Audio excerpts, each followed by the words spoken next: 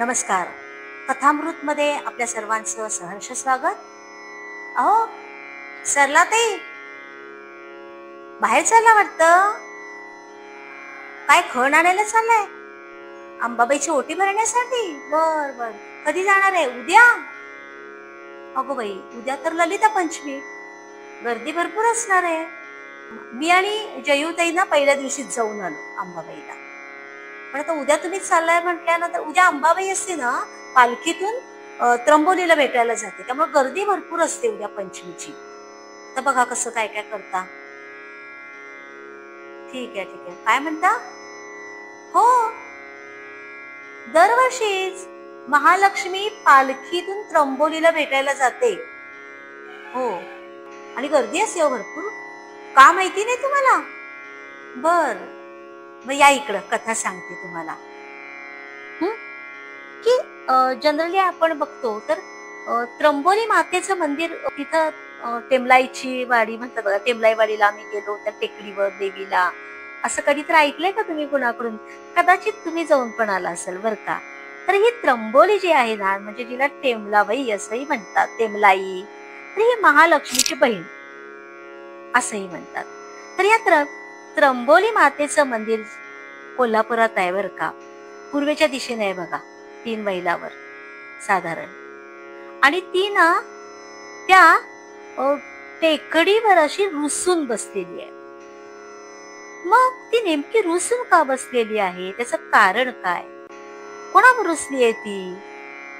हे सगळं आपण आजच्या कथेमधून जाणून घेऊया बर का. तर या करवीर क्षेत्री एक जोडपं राहायचं बर का. आणि त्यांनी देवीची उपासना केली, अपत्य आपल्याला प्राप्त व्हावं म्हणून त्यांनी देवीची उपासना केली. आणि देवीच्या आशीर्वादानं त्यांना एक मुलगी झाली. आणि काय झालं की त्यांनी आपल्या मुलीचं नाव त्र्यंबोली असं ठेवलं. अहो, ती मुलगी अशी काही वेगळीच होती बघा, की ती जन्माला आली आणि एक विलक्षण अनुभव सगळ्यांना अनुभवायला मिळाला. एक वेगळं असं चैतन्य आणि एक वेगळं तेज तिथं पसरलं. त्या मुलीचा जन्म झाल्या झाल्या एक विलक्षण तेज आणि चैतन्य तिथं पसरलं. आणि सगळ्यांच्याच लक्षात आलं की या मुलीमध्ये काहीतरी अशी दैवी शक्ती आहे. हे सगळ्यांच्या लक्षात आलं. आणि सगळी जण मग तिला देवीचाच अवतार, हे देवीच म्हणा ना, असं मानू लागले. महालक्ष्मी आता ही त्र्यंबोली महालक्ष्मीची सेवा करायची. एकदा झालं काय की देवीचं आणि कोल्हासुराचं, म्हणजे महालक्ष्मीचं आणि कोल्हासुराचं युद्ध सुरू झालं. या युद्धामध्ये ना महालक्ष्मीने कोल्हासुराचा वध केला. पण रक्ताक्ष आणि कामाक्ष हे दोनही राक्षसला तिथून त्यांनी पळ काढला. ते तिथून पळाले आणि त्यांनी शंकराची उपासना केली. आता माहिती आहे तुम्हाला, आजपर्यंत आपण अनेक कथा ऐकत आलेलो आहोत. तर शंकर म्हणजे भोळा सांब. कुणी उपासना केली की त्यावर ताबडतोब प्रसन्न होणारे आणि त्याला फल देणारे असे देव. तर या रक्ताक्ष आणि कामाक्ष या दोघांच्या उपासनेवर ना शंकर भगवान प्रसन्न झाले. आणि त्यांनी प्रसन्न होऊन ना त्या राक्षसांना एक काठी दिली. या राक्षसांनी त्यांनी मिळवली हो शंकर भगवानांच्याकडनं, शंभू शंकरांच्याकडनं, महादेवांच्याकडनं एक काठी मिळवली बर का. आणि त्या काठीचं नाव होतं योगदंड.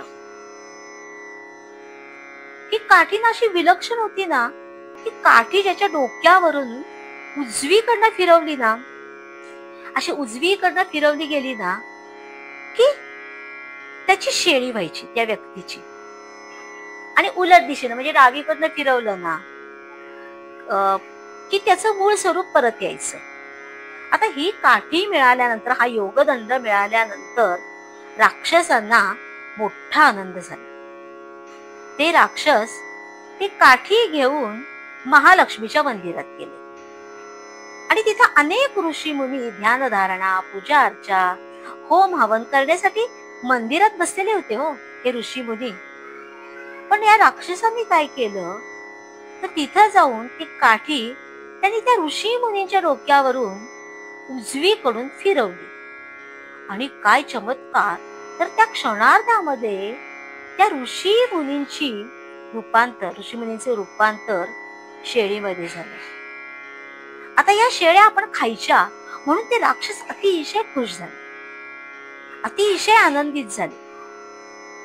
पण ही बातमी त्र्यंबोली देवीला समजली. आता देवी म्हटल्यानंतर आपल्या भक्तांची जिला दया येते अशी ती देवी हो.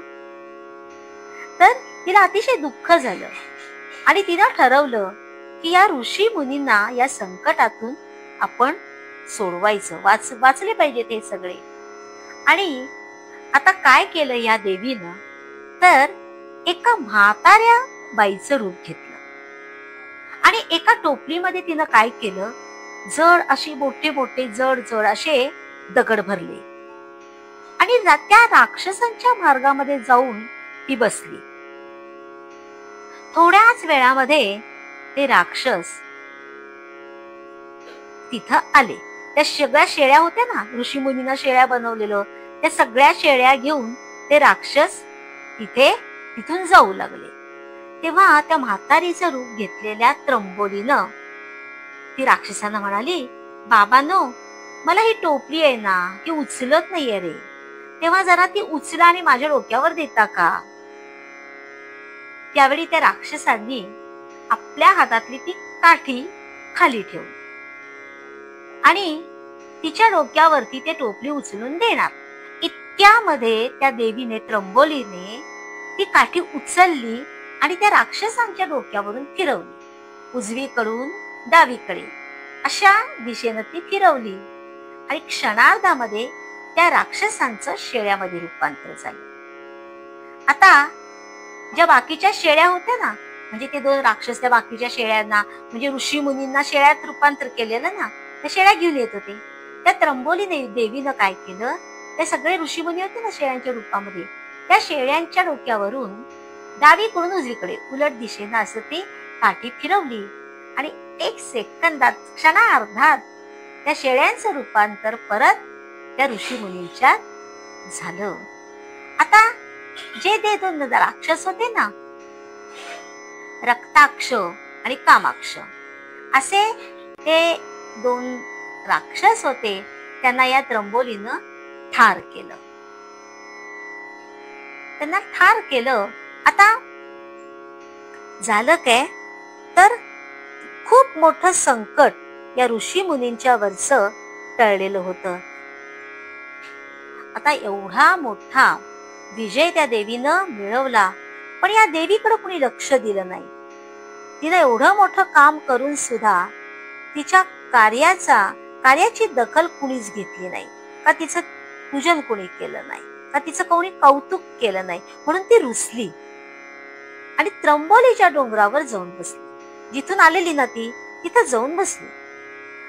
आता काय झालं की इथून आपण कुठं सुद्धा जायचं नाही.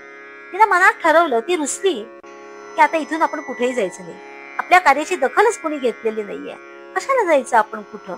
रुसली, आता इथून कुठेही जायचं नाही असं ठरवून. पण ही बातमी महालक्ष्मीला कळली आणि महालक्ष्मीनं त्या त्र्यंबोलीला बोलावलं. पण त्र्यंबोलीने जायला स्पष्ट नकार दिला, ती गेली नाही. मग महालक्ष्मी स्वतःच त्र्यंबोलीला भेटायला गेली, तिची समजूत घातली आणि तो दिवस होता अश्विन शुद्ध पंचमीचा. आणि तेव्हापासून महालक्ष्मी अश्विन शुद्ध पंचमीला त्र्यंबोलीला भेटायला जाते. त्या रुसलेल्या त्र्यंबोलीला भेटायला जाते आणि पालखीतून जाते बरं का ती तिकडं, आणि तिथं त्या दोघींची भेट होते.